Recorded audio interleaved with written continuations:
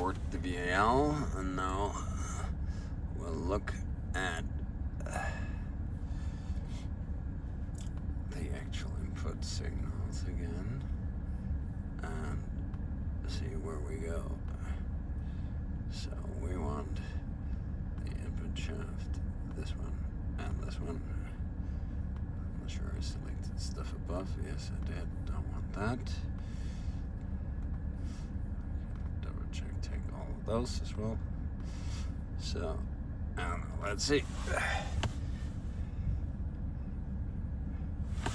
Now it is interesting to see that I have shaft 1, which actually is shaft 2, so they're mixed, now showing some RPMs. I'm not sure if that is because it was wiggling on the wire out of a sudden, but there's a consistent reading now, and the only difference is that I've touched the TCU and removed it, so it does show RPM. It doesn't show them close to what I would expect what it should be.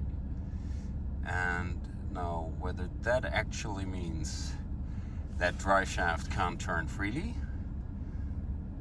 or if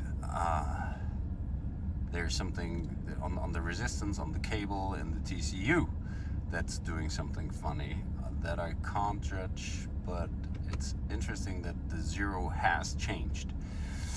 So, and it's measuring drive shaft 1 on input shaft 1 on input shaft 2, so it's vice versa. The question is, if we raise RPM, it does increase on both ends. Well, it does only very subtle. So the question is, what could potentially cause that? I'm gonna go swap the wires back, or we'll just try to reprogram the TCU.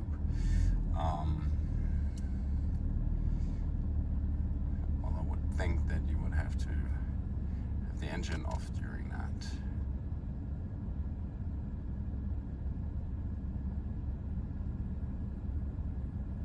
So this is very interesting to see that. And really, but to see, the thing that puzzles me is actually now, I've looked at it on the last time after the change of the jump sensor, and I've measured RPMs, and I've looked at the input shafts, and number 2, which is now number 1 because the cables are swapped, definitely showed 0. And playing with the throttle or whatever, nothing made that change. Now, interestingly enough, this now looks similar actually to the old harness being in, while there's a bit more consistency, because here we constantly see a little RPM, so it seems to be turning.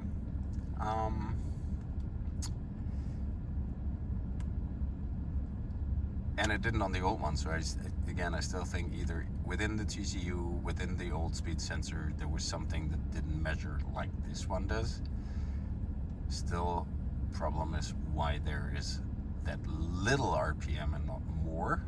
Well, I would think with these values, meaning some RPM being present, it would start the cal, but if you ever swap these wires, make sure to definitely return them to the original position before attempting any kind of calibration, because you would otherwise potentially break the complete gearbox.